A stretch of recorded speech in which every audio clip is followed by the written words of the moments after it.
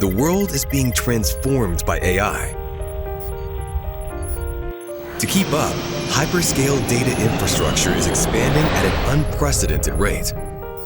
And with that growth comes new demands: higher power densities, greater thermal loads, and far heightened expectations for reliability to ensure uptime. Working in partnership with the Open Compute Project and alongside a broad network of suppliers and end users, the industry took a closer look at the original UQD specification and where it needed to evolve. The result is Universal Quick Disconnect version 2. UQD v2 closes what was left undefined, introducing consistent cross-vendor validation, improving flow performance to support rising thermal demands, and maintaining leak-free operation across all UQD plug and socket configurations.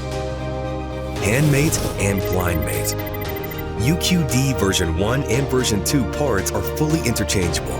However, to realize the full performance benefits of the redesign, both sides must be UQD v2.